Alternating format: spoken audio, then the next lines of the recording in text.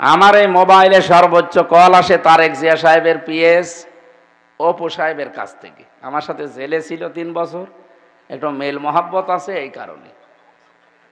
আর doctor ইউনূসের মোবাইলে call আসে Joe Biden, Hillary Clinton, Tony Blair, Xi Jinping, এই সমস্ত জায়গা থেকে। আপনি টের পান? খালি গরুর সোনা খেয়ে কাজ হবে? আমি এর চাইতে নিকৃষ্ট শব্দ আর বলতে পারলাম না এদের জন্যে। সুতরাং আমরা যেন ষড়যন্ত্র না করি। আর বিশেষ করে এই দুইজন যে আরো একটু তালগোল পাকাচ্ছে। আরে ভাই, পৃথিবীর ইতিহাসই এইটা, যারা পালিয়ে যায় ওরা আর ফিরে আসে না। আপনি তাকান দুনিয়ার দিকে, এই যে হিটলারের নাম শুনেছেন, গণহত্যার সাথে জড়িত। চেঙ্গিস খানের নাম শুনেছেন, গণহত্যার সাথে জড়িত। যারাই পালিয়ে গেল একটার পরে একটা। আশরাফ ঘানি পালিয়েছে, ফিরে আসেনি আজও আফগানিস্তানে। কথা বলেন না কেন? বাশার আল আসাদ পালিয়েছে, ফিরে এসেছে? আপনি পালিয়েছেন, আসবেন না, তার প্রমাণ আপনার দাদা 805 বছর আগে পালিয়েছে, লক্ষণ সেন। আমি দাদা বললাম এ কারণে, আমার ফাঁসি চাই এই বইটা পড়েন, দেখবেন ওনাদের জন্মের যে ইতিহাস ওই দাদা পর্যন্তই পৌঁছাবে। এই কারণে বললাম, দাদা যখন চলে গেছে নাতিও আর আসবে না। 850 বছরে যে আসতে পারে নাই, এ 3.5 মাসে আসবে কি করে? বলেন না কেন? সুতরাং আমরা যেন কারো উস্কানিতে পা দিয়ে, এই ফেসবুকের এই মিথ্যা তথ্যের দিকে তাকিয়ে উস্কানিতে পা দিয়ে দেশকে অশান্তির দিকে ঠেলে না দেই, তাহলে গোপালগঞ্জের মতো পেছনে লাল হয়ে যাবে। এমন পিটানো পিটিয়েছি, শেষে গোপালগঞ্জ থেকে ঢাকায় আসবেন, বসে আসলে 1000 টাকা, 300 টাকা, আর দাঁড়িয়ে আসলে 1000 টাকা নেন। কি মারা মেরেছে বলেন তো? পেছনে বান্দরের পেছনের মতো লাল হয়ে গেছে। এই জন্য ভইলেও এরকম উল্টাপাল্টা কাজে আঞ্জাম দিয়েন না। আপনি নিজের পায়ে নিচে কোড়াল মারবেন। 350টা এমপি যেখানে একবারে পালিয়ে যায়, আজ পর্যন্ত বের হওয়ার সাহস পাচ্ছে না, সেখানে আপনি একটা সিঙ্গাড়া খেয়ে আন্দাজে লাফান। আরে কুমিল্লার মানুষের তো ভাগ্য আসলেই খারাপ। শুধু মোশতাকের বাড়ি বলে আপনারা বিভাগটা পেলেন না। কি কথা বলেন না কেন? তো বাংলাদেশে কুমিল্লা একটা বিভাগ হয়ে যেত, ফরিদপুর একটা বিভাগ হয়ে যেত। শুধুমাত্র এই কো কু কু শব্দ আছে, কুর সাথে আমাদের কুষ্টিয়ারও মিল আছে। এই জন্য তো ভয় পাচ্ছিলাম যে না জানি কুমিল্লা যখন হইল না, আমার আবার কুষ্টিয়া, এও তো কু আছে, ওটাও ছাতা দেবে না। এই জন্য ওটাও দেয়নি, ওটাও এখনো হয়নি। যাক, ভাগ্য খারাপ নয়, কুমিল্লার ভাগ্য ভালো, কারণ এখানে বাংলাদেশের সবচাইতে বেশি আলেম এই জেলায় বাস করে। আমি তো 64 জেলা নিয়ে এই সম্পর্কে কম বেশি পড়াশোনা করেছি। বিশ্ববিদ্যালয়ে যখন চান্স পেয়েছি ওই সময় সবচাইতে বেশি ইসলামী মাইন্ডের লোক, বিশেষ করে আলেম ওলামা, এই কুমিল্লা জেলায় বাস করে। 64 জেলার ভেতরের একটা নাম আছে, এখানে ইসলামী আন্দোলনের লোকও বেশি, আবার বেদাতও বেশি। আর এই যে পাশের জেলা ব্রাহ্মণবাড়িয়া, আল্লাহর ওলি তাহেরি, এর কারণে এই গরম সন্নি, ঠান্ডা সন্নি, মিঠা সন্নি, কি আন্দাজে উল্টা পাল্টা নাম নিয়েছে। কোনো সুন্নত ওদের ভেতরে নেই, খালি এই উপরে উপরে এই কথাগুলো বলে মানুষকে ধোঁকা দিয়ে বোকা বানিয়ে রেখে দেয়। সুন্নত ওর নাম না। আলাইকুম বিল সুন্নাতি বিল জিহাদি ফি সাবিলিল্লাহ। এই পৃথিবীতে সবচাইতে তোমাদের উপরে আমার সুন্নাতের ভেতরে যেটা বড়, সেটা হচ্ছে জিহাদ ফি সাবিলিল্লাহ। ফাইন্নাহু বাবুম মিন আবওয়াবিল জান্নাহ, কারণ এই জিহাদ এটা আল্লাহর জান্নাতের একটা দরজা সমূহের একটা দরজা। আর সেই কথা জীবনে তাদের মুখ দিয়ে শোনা যায় না। ওরা শুধু গরম সুন্নি আর ঠান্ডা সুন্নি আর মিঠা সুন্নি, এই ফাঁদে পা দেবেন না। বাংলাদেশে এই সুন্নির নাম নিয়ে ওরা যে কয়টা কাজ করে, কোরআন বলছে ওদের শাস্তি হবে ডবল। সূরা ফুরকান 68 নম্বর আয়াতের প্রথম অংশ আপনি মিলান দেখেন, বাংলাদেশে মিলে যাবে। আল্লাযীনা লা ইয়াদউনা মা'আল্লাহি ইলাহান আখারা। আল্লাহ পাক বলেন, যারা আমি আল্লাহর পাশাপাশি অন্য কাউকে যারা ডাকে, তাদের শাস্তি হবে ডবল। ইউদাআফ লাহুল আযাবু ইয়াউমাল কিয়ামাহ ওয়াখলুদ ফীহি মুহানা। এদের শাস্তি আমি ডবল দেব। অপমানজনক অবস্থায় চিরস্থায়ীভাবে তারা জাহান্নামে প্রবেশ করবে অপমান হয়ে। আপনি বলেন তো, এই যে মাআল্লাহি ইলাহান আখারা, মা মানে সঙ্গে সাথে। আল্লাহ পাক বলেন আমার সাথে আমার সঙ্গে যারা অন্য কাউকে ডাকে, আজ জিকির করছে ইয়া আল্লাহ, কিছুক্ষণ পরে ইয়া আলী বাবা, শাহ আলী বাবা, কেল্লা বাবা, ফতে বাবা, এগুলো কোনো জিকির আছে? তাহলে এই যে মানুষগুলো করে এত কিছু আপনারা ছড়ান, এগুলো ছড়িয়ে দিতে পারেন না সারা দেশে? সেদিন ফসকে একটু খালি রশ্মিকার নাম বেরিয়েছে আর আপনারা পাগল হয়ে গেছে সারা দেশে। হুজুর কি করে এই নাম বললো? আরে বেটা, আমি নাই মুখ ফসকে বলে ফেললাম, তা আপনি জানলেন কি করে যে এরকম একটা মহিলা আছে? তা আপনার চরিত্র তো মনে হচ্ছে খুব ভালো না। সুতরাং এই কাজগুলো যারা করছে জিকিরের নামে, শুধু ব্রাহ্মণবাড়িয়া কুমিল্লা না, সারা দেশের বিভিন্ন জায়গায় তাদের এই সমস্ত উল্টাপাল্টা ভক্ত আছে। আপনারা সাবধান হন ভাই। ও যদি জাহান্নামে যায়, যাক না কেন, আপনি সাথে যাবেন কেন? ওর শাস্তি তো ডবল হবে। ও প্রমাণ করুক এসে যে না আমার শাস্তি ডবল হবে না, তাহলে কোরআন শরীফ এই আয়াত কি করবেন বলেন? আপনি যারা আলেম আছে জিজ্ঞাসা করেন তো এই আয়াত কি করবেন আপনি? যারা আল্লাহর সাথে অন্য কাউকে ডাকে, ও যে কেল্লা বাবা, ফতে বাবা বলে ডাকে, কোথায় পেয়েছেন আপনি? কোন দলিল দিতে পারবেন? আল্লাযীনা লা ইয়াদউনা মা'আল্লাহি ইলাহান আখার লা বুরহানা লাহু বিহি ফাইন্নাহু হিসাবুহু ইনদা রাব্বি। আল্লাহ বলেন আমি বাদ দিয়ে অন্য কাউকে যারা ডাকো তাদের কোনো দলিল নেই, সব মন গড়া কথা। সুতরাং আজকে থেকে সতর্ক হবেন। এটা যারা শুনতে পাচ্ছেন লাইভে, কোনদিন আর এই ভণ্ডদের সাথে তাল মিলিয়ে ডাকবেন না। আল্লাহকে ছাড়া অন্য কাউকে ডাকাও জায়েজ নেই। এমনকি ইয়া রাসূলুল্লাহ, ইয়া রাসূলুল্লাহ জিকির করা হারাম। কিসের জিকির আপনি করেন? ইয়া রাসূলুল্লাহ কোনো জিকির নেই। জিকির হবে আল্লাহর নামে, দরুদ পড়বেন রসুলের নামে। জেলখানায় এই যে সোহেল চৌধুরী হত্যা মামলার একজন আসামি আমার সাথে ছিল, মামুন, নাম শোনেননি? নায়ক সোহেল চৌধুরী নাম শুনেছেন? একে হত্যা করে প্রায় 25-26 বছর জেলে আছে লোকটা। এই কিছুদিন আগে বেরিয়েছে। উনি দেখতাম রাত 2টা-3টার সময় উঠে, আমরা তাহাজ্জুদে উঠতাম আর উনি উঠতো, উনি জিকির করছে ইয়া রাসূলুল্লাহ, ইয়া রাসূলুল্লাহ। কি গো, এ কি জিকির?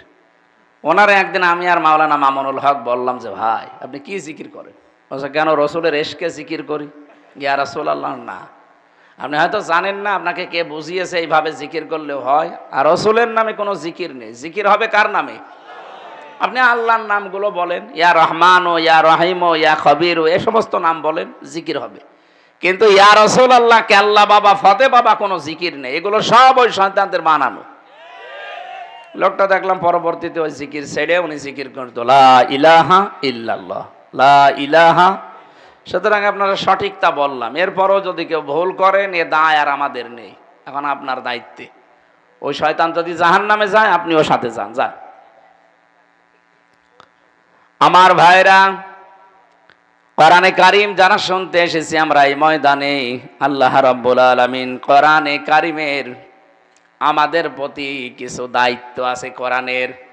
রব্বুল আলামিন বলেন কোরআন যারা শুনতে এসেছে এগুলো আপনি তাদেরকে আগে শোনান। এই জন্য আপনাদের আগে শোনাচ্ছি। কোরআন যারা শুনতে আসবে এই মানুষগুলো যেন কোরআনের প্রতি এই দায়িত্বগুলো পালন করে। আগে 6টা, কয়টা? এই 6টা দায়িত্বের ভেতরে প্রথম নাম্বারে কোরআন, ঈমান আনা লাগবে কোরআনের প্রতি। রব্বুল আলামিন বলেন কোরআনের প্রতি যারা ঈমান আনবে এই মানুষগুলো কোরআনের প্রথম দায়িত্ব যেটা সেটা পালন করেছে। যদিও এই ওয়াজটা এখন এখানে করার দরকার নেই, কারণ এখানে যারা আছি আমরা কম বেশি কোরআনের উপর ঈমান এনেছি না আনি নাই? ওয়াল্লাযীনা আমানু ওয়া আমিলুস সালিহাতি ওয়া আমানু বিমা নুযিলা আলা মুহাম্মাদ ওয়া হুয়াল হাক্কু মির রাব্বিহিম। কোরআনের প্রতি আমাদের 6টি দায়িত্বের প্রথম ঈমান আনতে হবে। সূরা মুহাম্মাদের 2 নম্বর আয়াতে আল্লাহ বলেন, নুজ্জিলা আলা মুহাম্মাদ, মুহাম্মাদের উপরে যা নাযিল করেছি তার উপরে ঈমান আনো। এখন আপনি যদি বলেন আমি ঈমান এনেছি, না। কেউ যদি কোরআনের প্রতি ঈমান আনে তাহলে তারে দুনিয়ায় কিছু দেখানো লাগবে না, লাগবে না? আপনাকে আমি বললাম আপনি ইসলাম গ্রহণ করেন, আপনি বলেন আমি করেছি। আপনি এইটা বললেই তো হচ্ছে না। আপনার জীবনে 6টা জিনিস দেখাতে হবে যে হ্যাঁ আমি এই যে দেখেন আমি আমার নমুনা, এটা আমার আলামত। কেউ যদি বলে আমি ইসলাম গ্রহণ করেছি, তার আলামত কয়টা? বলেন বলেন। 1 নাম্বার আপনাকে আত্মসমর্পণকারী হওয়া লাগবে। 2 নাম্বার আপনার ভেতরে ইখলাস পাওয়া যাবে। 3 নাম্বার আপনার আকীদা বিশুদ্ধ হবে। 4 নাম্বার আপনার উন্নত চরিত্রের অধিকারী হবেন। 5 নাম্বারে আপনার জীবনে লেনদেন স্বচ্ছ হয়ে যাবে। আপনি আন্দাজে বলবেন আমি ইসলাম গ্রহণ করেছি আর হয়ে গেল না, এর কিছু নিদর্শন দেখাতে হবে। কোরআনে কারিমে আল্লাহ আমাদেরকে নির্দেশ দিয়েছেন, উদখুলু ফিস সিলমি কাফা, তোমরা ইসলামে প্রবেশ করো পুরাপুরি ভাবে, পরিপূর্ণভাবে। এখানে যে সিন লাম মিম, সিনের উপরে জবর দিয়ে যদি কেউ পড়ে তাহলে সালমন হয়, বাংলা অর্থ দাঁড়াবে শান্তি।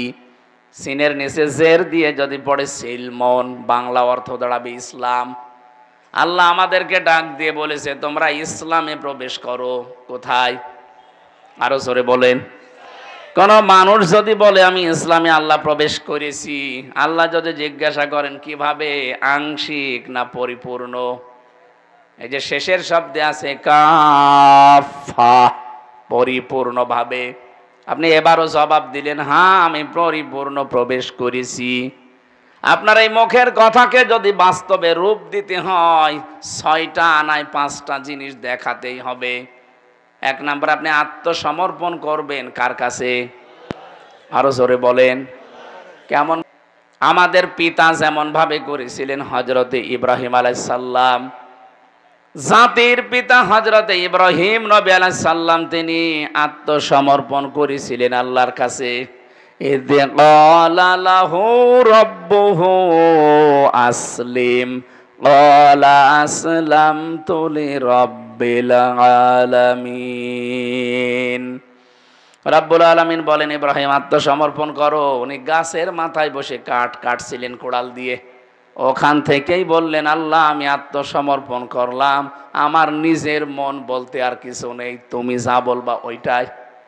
আপনি বলেন তো এখনো কি এইরকম মন আপনি তৈরি করতে পেরেছেন? আল্লাহ যা বলে ওইটাই, আমার কোনো প্রশ্ন নেই। হয়তো নামাজে পেরেছেন, রোজাতে পেরেছেন, হজ করতে গিয়ে পেরেছেন, কিন্তু অর্থনৈতিক জীবনে গিয়ে আপনি আটকিয়ে যান। তখন দেখেন না আল্লাহ যা বলেছে ওইটা মানতে গেলে আমার অনেক কিছু হাতছাড়া হয়ে যায়। কথা বলে না কেন? এখানে যারা টাকা ছেড়ে রেখেছেন এলাকায়, মাসে মাসে টাকা আসে না, এই সিস্টেম নেই? এই যে 1000 টাকা দিয়ে রাখে প্রতি মাসে মাসে,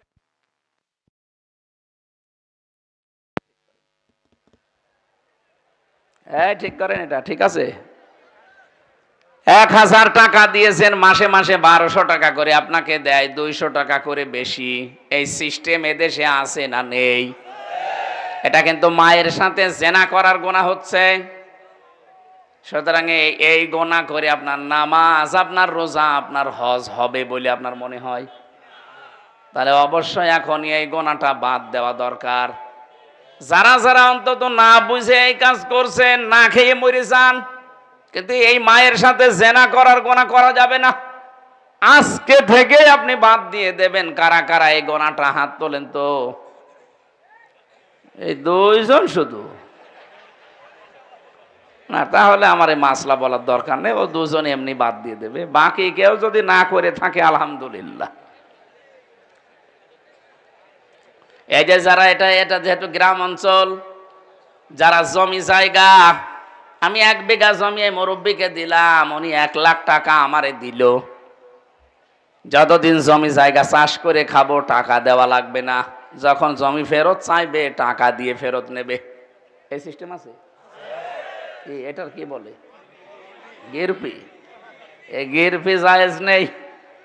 এটা মায়ের সাথে জেনা করার গুনাহ হচ্ছে। হ্যাঁ, এখান থেকে বাঁচার দুইটা পদ্ধতি আছে যদি মেনে নিতে পারেন। যেহেতু আপনি আত্মসমর্পণকারী, আল্লাহ যা বলবে তাই, আমার লস হলেও, কথা বলেন না কেন? না, এটা তো আওয়াজ বেশি পেলাম না, মানে এটা বলে লাভ নেই। এক নম্বরে, যতদিন আপনি এই জমি চাষ করে খাবেন ততদিন আপনি সরকারের যে খাজনা আছে, কি বলে ওইটারে, ট্যাক্স আছে, ওইটা আপনাকে দেওয়া লাগবে। আর যখন উনি টাকা ফেরত নেবে তখন 1 লাখে কমপক্ষে 10-12 হাজার টাকা কম নেওয়া লাগবে। আমি জানি এটা আপনারা মানেন না, কারণ মানতে গেলে লস হয়ে যায়। যদি এই সিস্টেমে এই চাষ করে খান, আপনাকে কিন্তু পদ্ধতি পাল্টাতে হবে, নয়তো আপনার সারা জীবন মায়ের সাথে জেনার গোনা আমল নামায় উঠছে। বলেন নাউজুবিল্লাহ। আরো দুইটা পদ্ধতি আছে, বলি, দেখেন আপনি মানেন কিনা। 2 নাম্বার হচ্ছে, আমি ওনাকে 1 বিঘা জমি দিলাম, প্রতি বছরে বছরে আমাকে 10,000-8,000 টাকা দেবে, বা 5 মণ 7 মণ ধান দিয়ে দেবে। এটা আছে? এটা ঠিক আছে, এইটা জায়েজ আছে, কারণ 1 বিঘা জমি থেকে 8-10 হাজার টাকা বছরে উপায় করা কোনো ব্যাপার না। কথা বুঝতেছেন? 3 নাম্বারে, ওনাকে আমি জমি দিলাম, কিছু টাকা আমারে দিলে ওই টাকা আর ফেরত দেওয়া লাগবে না, খেয়ে দে শোধ। খাই খালাসি বলে, কি বলে এদিকে? এদিকে সিস্টেম নেই। যা বললে আপনারা বোঝেন, আমি মাসলা বললাম, এতে আপনারা যা ভালো লাগে করেন। খেয়ে দেয়ে শোধ, এই সিস্টেমটাই ভালো, কিন্তু এইটা মানুষের বলে যে লস হয়ে যায়, করেন না। আরে ভাই, আপনি লাভ লস দিয়ে কি করবেন? হ্যাঁ, এই জমির মালিকও আপনি না, টাকার মালিকও আপনি না। আপনি লাভ লস হিসাব করছেন কোন কারণে? যে সিস্টেম আছে কোরআন হাদিসে, ওইটা মানবেন, কারণ আপনি তো ইসলামে প্রবেশ করেছেন। আর ইসলামে প্রবেশ করার প্রথম নমুনা কি? আত্মসমর্পণ করা লাগবে। কি করা লাগবে? নিজের বলে আর কিছু নাই, আল্লাহ যা বলেছে বাস, সাইলেন্ডার হয়ে গেলাম। 1 লোক গরু নিয়ে গেছে বাজারে, আসার সময় রাত হয়ে গেছে, গরু আর বিক্রি করেনি, ডাকাত ধরেছে। জিজ্ঞাসা করছে, চাচা গরু কত বিক্রি করেছেন? বলে বিক্রি হয়নি, দাম বেশি হয়নি, এজন্য গরু বিক্রি না করে বাড়ি নিয়ে যাচ্ছে। আচ্ছা, তোর কানের নিচে 2টা চড় দেব, দাম বেশি হইলো কম হইলো তোর অসুবিধা কি? টাকা তো আমরা নেব। তোর কাজ তুই গরু বিক্রি করে টাকা নিয়ে রাস্তা দিয়ে আসবি, টাকা আমরা নিয়ে নেব। লস হয় আমাদের, হবে তোর কি? আপনি লাভ লসের হিসাব করেন, বিধান দিচ্ছে কে? আপনি তো ইসলামে প্রবেশ করার কথা বললেন যে আমি প্রবেশ করেছি, আপনি তো আত্মসমর্পণ করে দেখাবেন যে এই যে দেখেন আমি প্রবেশ করেছি। আপনি আবার লাভ লসের হিসাব করছেন। মাসলা 3টা বললাম, এখন কোনটা মানবেন দেখেন আপনার বিবেকে কি বলে। 2 নাম্বারে আপনার ইখলাস লাগবে। কি লাগবে? আজ আমাদের অধিকাংশ মানুষের ভেতরে এটা নেই। সে হুজুর বলেন, ইমাম বলেন, পীর সাহেব বলেন, বক্তা বলেন, আর জেনারেল মানুষ বলেন, যা করি অধিকাংশ গুলোই লোক দেখানো হয়ে যায়। না, এটা বাদ দেওয়া লাগবে। কিয়ামতে অধিকাংশ মানুষকে আল্লাহ জাহান্নামে দেবে ইখলাস না থাকার কারণে।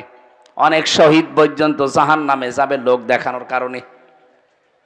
কি কথা বলেন না কেন? অনেক দানশীল জাহান্নামে যাবে এই দান দেখানোর কারণে। অনেক মুজাহিদ পর্যন্ত জাহান্নামে যাবে এই শুধু লোক দেখানোর কারণে। অনেক বড় বড় আলেম পর্যন্ত জাহান্নামে যাবে শুধু এই লোক দেখানোর কারণে। এজন্য ইখলাস দরকার। আল্লাহ পাক ইখলাস নামে একটা সূরা আমাদেরকে দিয়েছেন, কুল হুয়াল্লাহু আহাদ। জবান খুলে পড়েন, কুল হুয়াল্লাহু আহাদ আল্লাহুস সামাদ লাম ইয়ালিদ ওয়া লাম ইউলাদ ওয়া লাম ইয়াকুল লাহু কুফুয়ান আহাদ।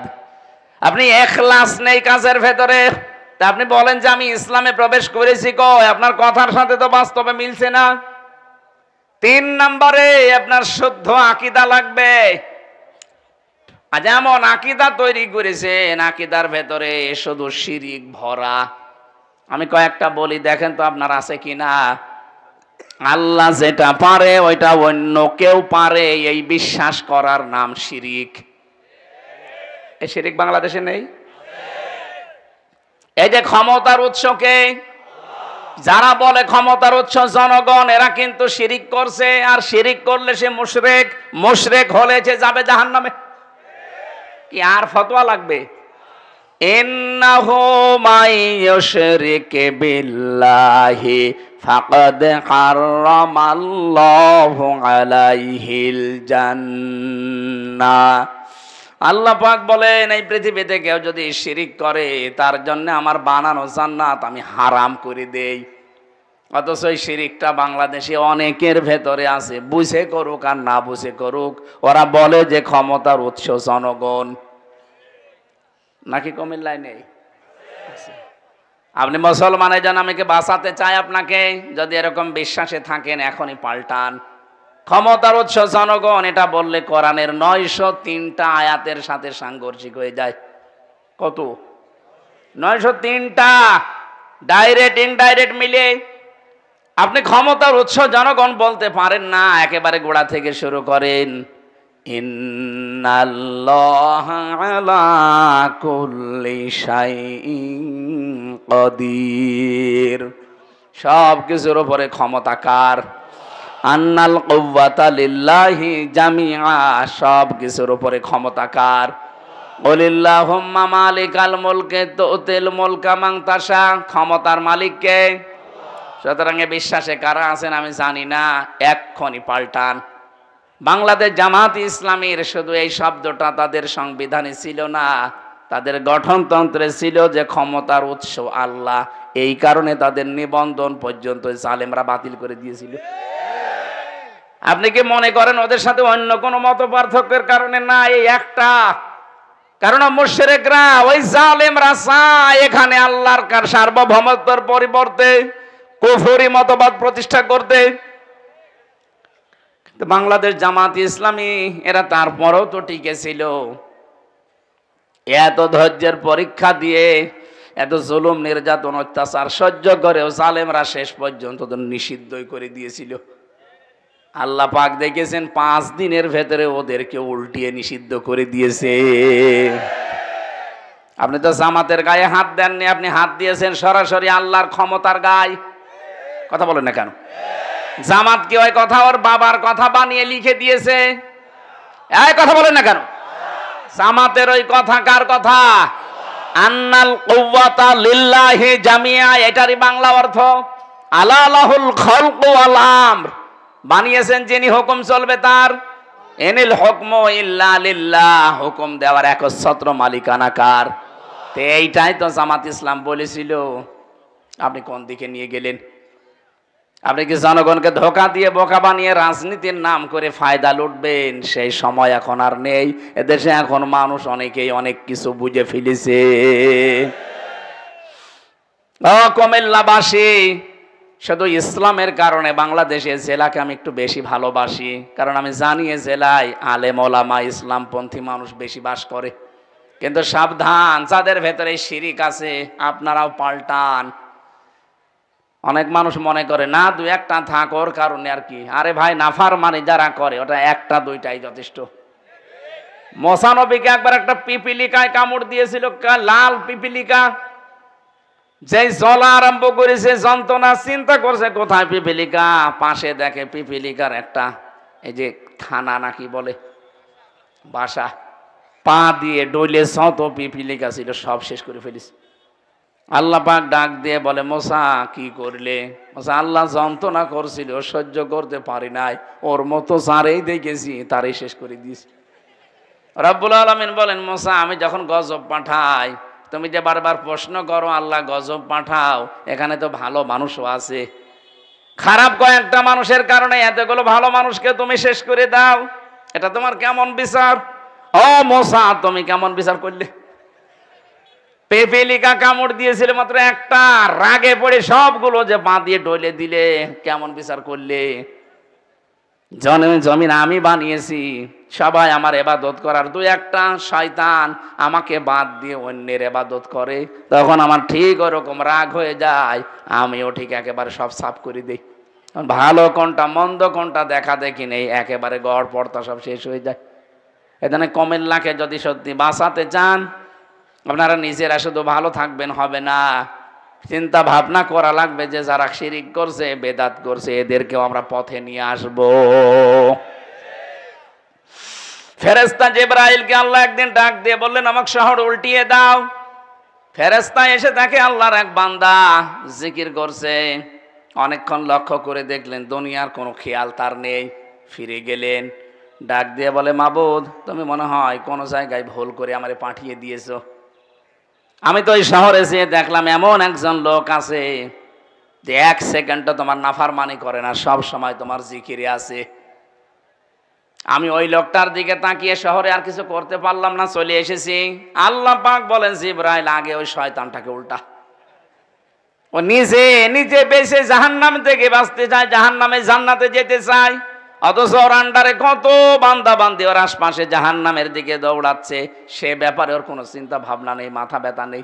আমি এইটা চাই না, আমি চাই কুনতুম খায়রা উম্মাতিন উখরিজাত লিন্নাস, তোমাদেরকে আমি আল্লাহ বের করেছি উম্মতের কল্যাণের জন্য। তোমরা শ্রেষ্ঠ হওয়ার পেছনে কারণ এইটাই যে তোমাদের দ্বারা মানুষের উপকার হবে। আর পৃথিবীতে মানুষের সবচাইতে বড় উপকার জাহান্নামের পথ থেকে বাঁচিয়ে জান্নাতের পথ দেখিয়ে দেওয়া। কথা বলেন ঠিক কিনা? এইটাই তো আমরা করতে চাচ্ছি। আমি তো দেখতে পাচ্ছি কোরআনের চোখ লাগিয়ে আপনি জাহান্নামে যাচ্ছেন, এরপরেও যদি আপনি বলেন না আমি যাব, যান, আপনাকে দুই লাথি দিয়ে আরো ভেতরে পাঠাই।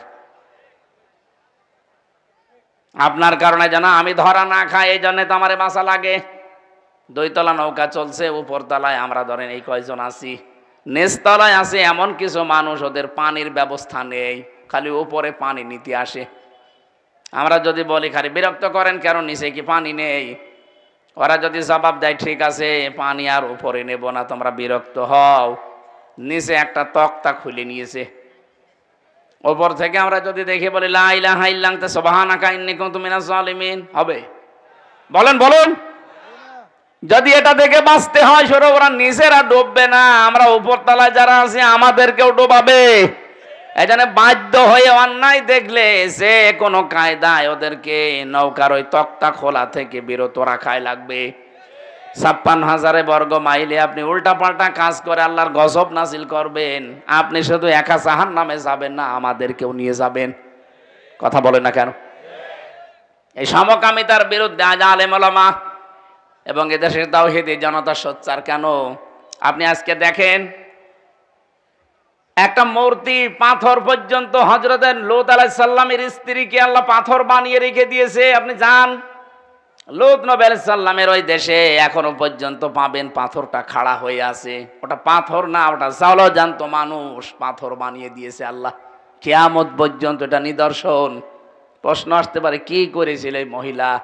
ও মহিলার নিজে খারাপ ছিল তা না, ও নিজে জেনা ব্যভিচার করতো তাও না, নিজে সমকামিতা করতো তাও না, কিন্তু সমকামী যারা তাদেরকেও ও সাপোর্ট করতো। লেবারেল ও পেছন দরজা দিয়ে সাপোর্ট করতো, আর খুশি হয়তো ঠিক আছে এই কাজ করো।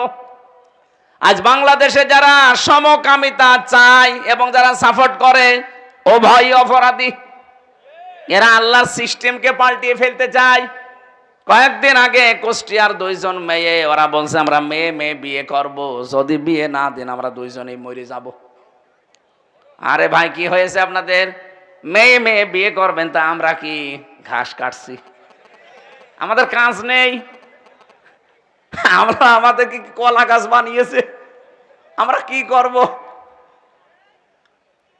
সুতরাং এই কাজ যারা করছেন, সমকামিতা যারা আরম্ভ করছে, এই দেশে আল্লাহর পুরা সিস্টেম আপনি পাল্টিয়ে দিয়েছেন। নারীর প্রতি পুরুষের, পুরুষের প্রতি নারীর এই যে আকর্ষণ, এটা বানিয়েছে কে? যুজ্জিনা লিন্নাসি হুব্বুশ শাহাওয়াতি মিনান নিসা। আমি মানুষের ভেতরে আকর্ষণ তৈরি করে দিয়েছি, লোভনীয় শোভনীয় করে দিয়েছি। প্রথম নাম্বারে মেয়েদেরকে। কাদেরকে? অথচ এটা পাল্টিয়ে আপনি মেয়ে মেয়েই বিয়ে করবেন, তা আমরা কি করব? এ দুনিয়ায় বংশ বিস্তার বন্ধ হয়ে যাবে।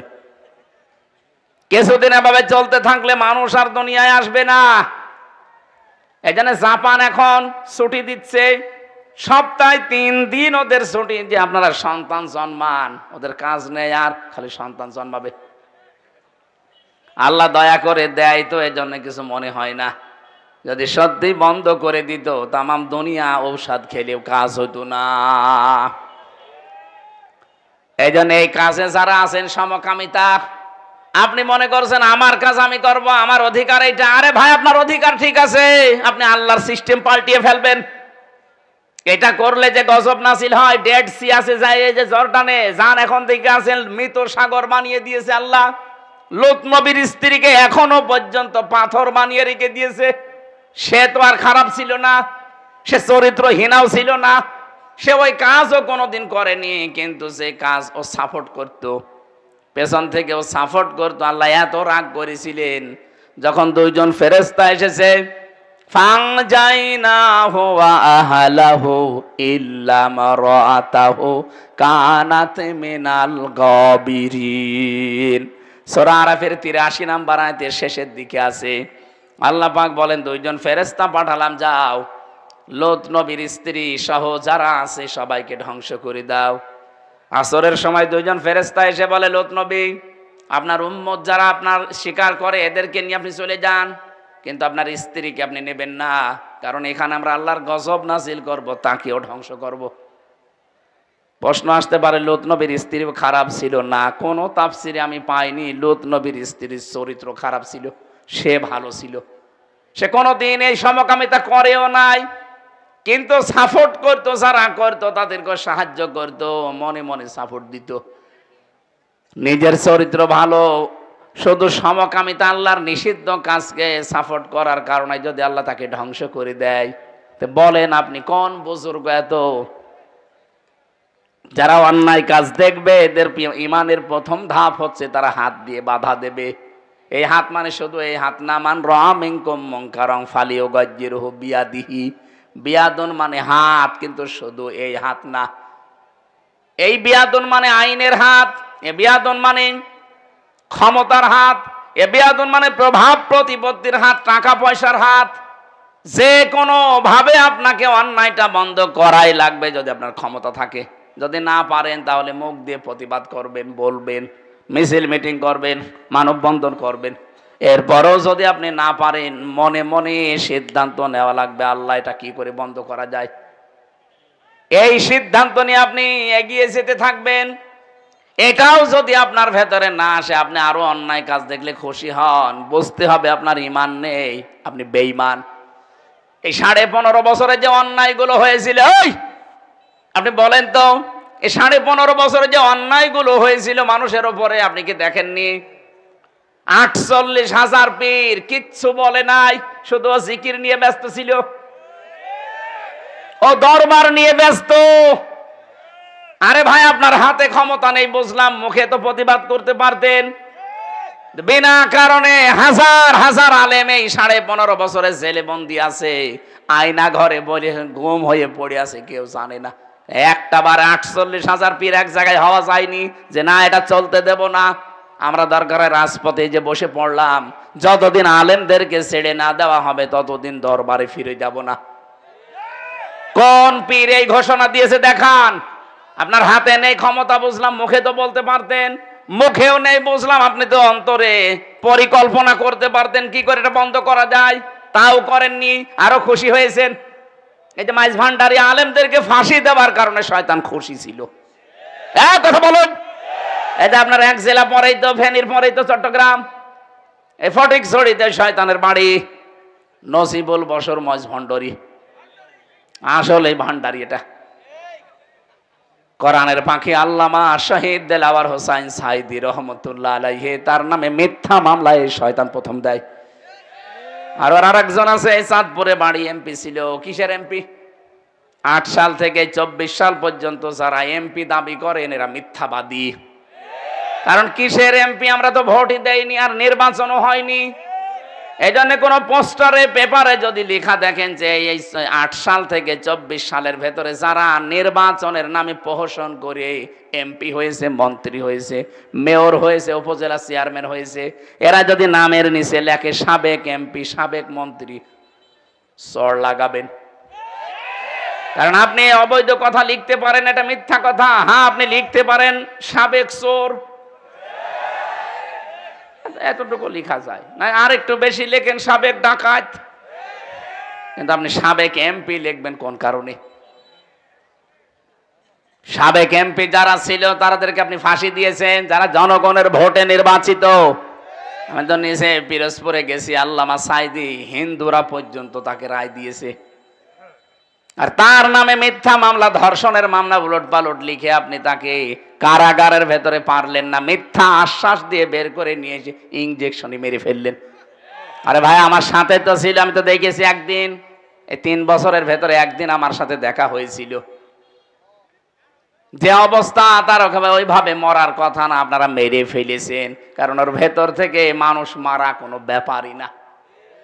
খাবারের ভেতরে একটা কিছু দিয়ে দেবেন, ইনজেকশন নামে একটা কিছু দিয়ে দেবেন, কেউ তো নেই দেখার। রিপোর্টগুলো তো আপনাদের বানানো। আমার মনে হয় এখন ওই ডাক্তার মোস্তফা জামান রে ধরে যদি একটা ইনজেকশন দেওয়া যায়, ও শয়তান সব বলে দেবে। ঠিক আছে, আমি যে কথাটা বোঝাতে চাচ্ছিলাম, যারা মানুষের নামে মিথ্যা মামলা এতদিন দিল, এ আলেম নামে কলঙ্ক, এ জালেম গুলো, এমনকি জাতীয় মসজিদের ইমাম পর্যন্ত মাওলানা রুহুল আমিন কোনো কথা বলে নাই, আরো জালেমদের কওমি জননী উপাধি দিয়েছে। কথা বলে না কেন? একটা দেশ কত বড় রসাতলে চলে গেলে জাতীয় মসজিদের ইমামও পালিয়ে যায়, বলে কত দুর্নীতিগ্রস্ত তারা, বলেন তো, যে ইমাম তাও পালিয়ে গেছে। পরবর্তীতে এসেছিল জোর করে নামাজ পড়াতে, জনগণ জুতা দিয়ে পিটিয়েছে। পরের দিন দেখলাম স্ট্যাটাস দিয়েছে, জুতা মেরেছিল কিন্তু আমার গায়ে লাগেনি। শয়তান!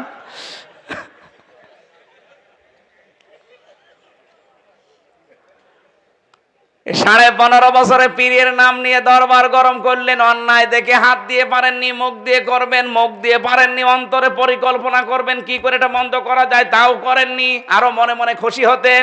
আপনার ঈমানই নেই, আপনি বেঈমান।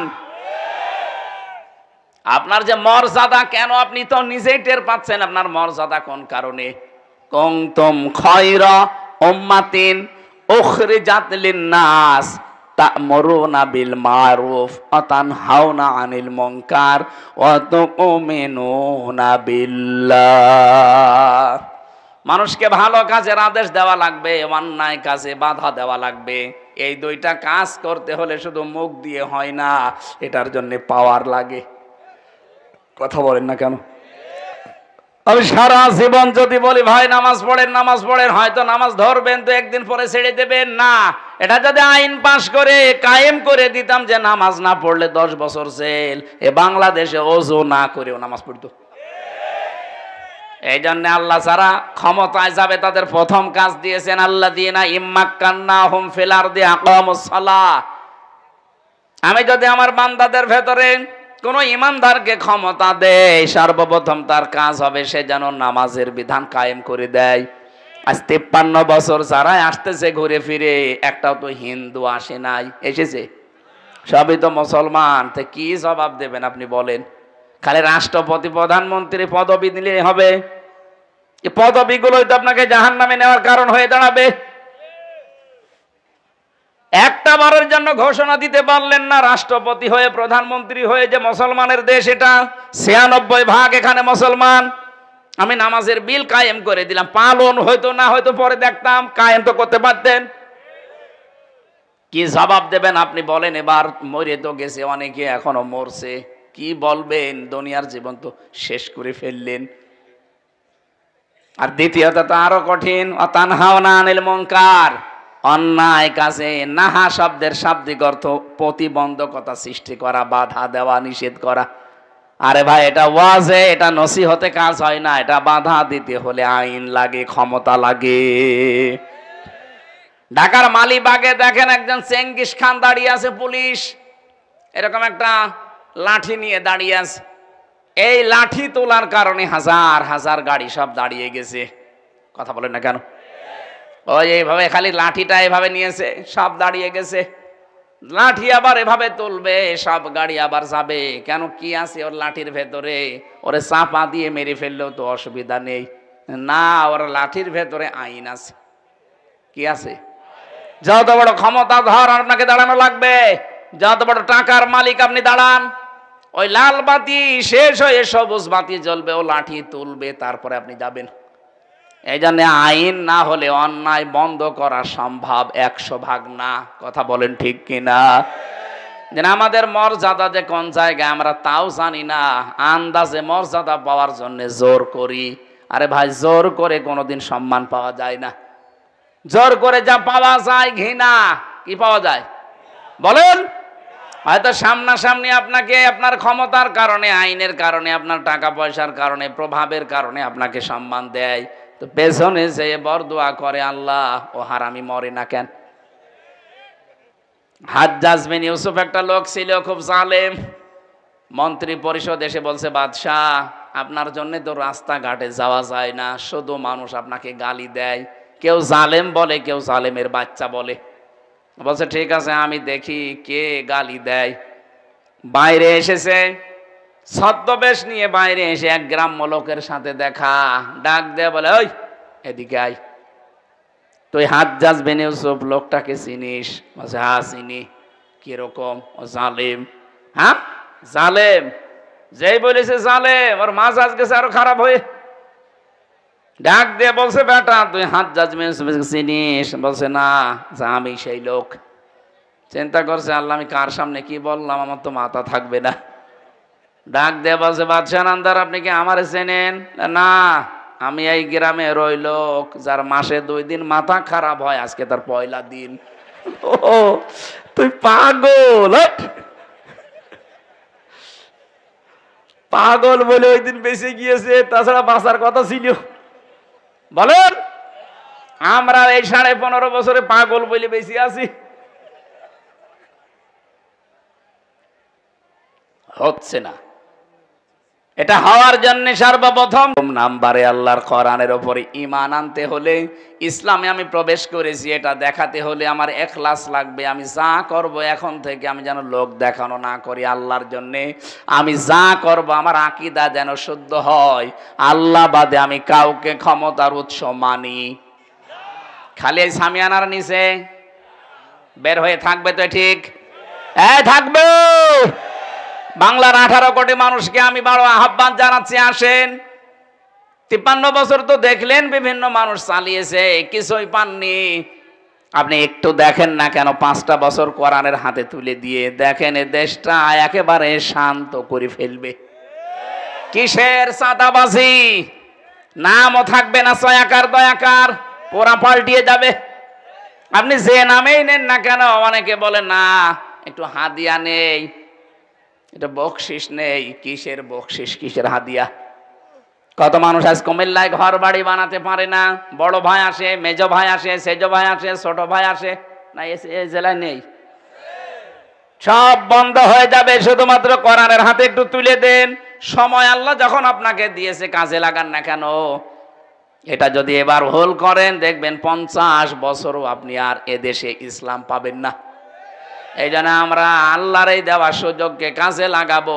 সামনে আমরা যাই করি, ইসলামকে দেখতে চাই। যারা ইসলামকে নিয়ে যাবে, আমরা তাদের পেছনে আছি না নেই? সে যেই হোক, যে যাবে ইসলামকে নিয়ে, আমরা তার সাথে আছি। কথা বলুন। এটা আপনার ইমানের দায়িত্ব, কারণ কোরআনের আইন প্রতিষ্ঠা করা ফরজ। কি? আর এর বিরোধিতা করা কুফরি, আর চুপ থাকা মুনাফিকি। আপনি এখন কোন দলে আছেন বলেন? আপনি কি ফরজ কাম করেন? বলেন না। তাহলে আপনি চুপ থাকেন, মুনাফিক। আপনি যদি বিরোধিতা করেন, কুফরি করেন। আপনি যে জান্নাত পাওয়ার আশা করেন, মরে গেলে কিসের আন্দাজে আশা করে বসে আছেন? এসব ভণ্ডামিয়ে বাটপারি বাদ দিন। আজকে থেকে আপনার জীবনের টার্গেট বানান যে কোরআন প্রতিষ্ঠার আন্দোলন যারা করে, আমি তাদের সাথে আছি, সে যেই হোক। এটাকে যদি জীবনের পাঠ বানাতে না পারেন, কাজ বানাতে না পারেন, আপনি কিন্তু কবরে ধরা খেয়ে যাবেন। মার রব্বুকা বললে আপনি বলতে পারবেন না। কারণ রব বলে যদি কেউ স্বীকৃতি দিতে যায় কবরে যে আমার রব আল্লাহ, মাস্ট বে দুনিয়ায় তাকে 5টা জিনিস মানাই লাগবে। রব মানে আপনাকে দুনিয়ায় মানা লাগবে সৃষ্টিকর্তা, রব মানে আপনাকে মানা লাগবে রিজিক দাতা, রব মানে মানা লাগবে মাবুদ। 4 নম্বরে রব মানে মানা লাগবে আইন দাতা। এই জন্যই তো বলছে আল্লাহর আইন কায়েম করা আপনার জন্য ফরজ যদি কবরে বলতে চান রব্বি আল্লাহ। 5 নম্বরে রব মানে অভিভাবক। একটাও আমরা মানি না। আন্দাজে কবরে যাওয়ার পরে যে বলবেন আমার রব আল্লাহ, বলবেন কি করে? আল্লাহর কসম আমি যা দেখতে পাচ্ছি আমরা অধিকাংশ মানুষ ধরা খায়। আমরা যেন ধরা না খাই দুনিয়ার এই ছোট্ট জীবনে। কার জন্য কি করে যাচ্ছেন একটু নিজের জীবনের দিকে তাকিয়ে ভাবেন। আল্লাহর কসম আপনি ধরা খেলে কেউ আসবে না। ফাইদা নফিখা ফিস সূরি ফালা আনসাবা বাইনাহুম। আল্লাহ পাক বলেন ফুৎকার দেওয়ার সঙ্গে সঙ্গে তোর যত রকমের সম্পর্ক ছিল সব কাট হয়ে যাবে।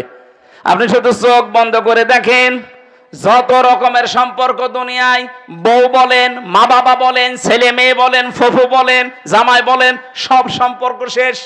এ কথা কি বানালাম আমি? বলেন।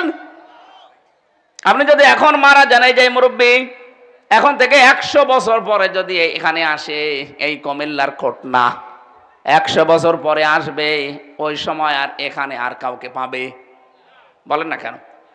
ওই সময় যারা এখানে বাস করবে ওরা ওনাকে চিনবে? বলেন। উনি যদি ওই সময় এসে বলে যে কোটনার এই 2 তলা বাড়ি আমার, এই জায়গা জমি এই ভিটা আমি কিনেছিলাম, ওই সময় যারা এখানে বাস করবে না দাঁত মুখ খুলে ফেলবে না, বলবে ভণ্ডামি করেন। আরে ভাই আমি নিজেই তো আমার 3 পুরুষের পরে আর চিনি না। আমার বাবা রিয়াজউদ্দিন, তার বাবা জাহান আলী, তার বাবা নমাজ আলী, এরপরে আর চিনি না। সত্যি কথা বলছি, এরপরে আর চিনি না। এখন যদি এই নমাজ আলীর বাবা কে ছিল আমি তো জানি না, উনি যদি এখন এসে কুষ্টিয়ায় বলে যে এই 2 তলা বাড়ি আমার, এই ভিটা আমি কিনেছিলাম, ওর দাঁত মুখ কি থাকবে? যাই 2-1টা ছিল পিটিয়ে বাড়ি থেকে বের করে দেবো। ভণ্ডামি করেন আপনি। কিসের নমাজ আলীর বাপ আপনি? আমি তো নমাজ আলীকে চিনি না, অথচ মাত্র 3 পুরুষ। এইটাই দুনিয়া, এইটাই কি? এই জন্য আপনার নিজের কাজ নিজে করে যান। জীবনের 1 নাম্বার টার্গেট বানার আল্লাহর আইন আমি এ জমিনে দেখতে চাই, এটা ফরজ। এটা কি? আমি আবার বলছি, আল্লাহর আইন জমিনে প্রতিষ্ঠা করার কাজ করা ফরজ, বিরোধিতা করা কুফরি। আর সব যদি থাকেন আপনি মুনাফিক। আল্লাহ তুমি আমাদের হেফাজত করো, বলেন আমিন। 4 নম্বরে আপনার চরিত্র হওয়া লাগবে উন্নত। চরিত্রের যা অবস্থা,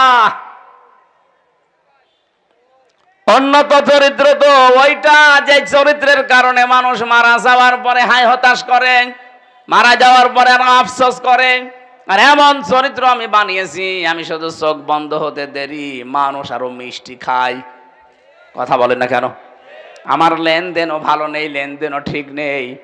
এই জন্য আহ্বান জানাচ্ছি আমি নিজে সহ যারা এসেছেন, এই 5টা জিনিস যখন আপনি দেখবেন যে আমি মানতে পারি, আবার বলছি আত্মসমর্পণ করেন কিনা, 2 নম্বর আপনার ইখলাস আছে কিনা, 3 নম্বর আপনার আকীদা ঠিক আছে কিনা, বিশ্বাস, 4 নম্বর আপনার উন্নত চরিত্রের অধিকারী কিনা, 5 নম্বরে লেনদেন আপনার স্বচ্ছ কিনা।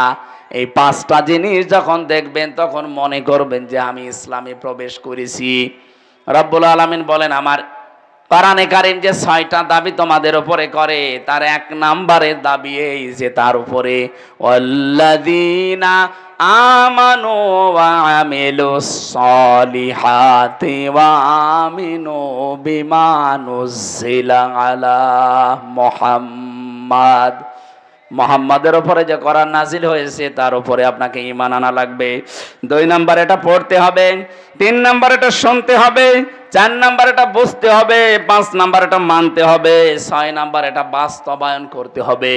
কোরআনে কারীম যারা বাস্তবায়নের চেষ্টা করে না তারা শূকর, কুকুর এবং জানোয়ারের চাইতেও খারাপ। বলেন নাউজুবিল্লাহ।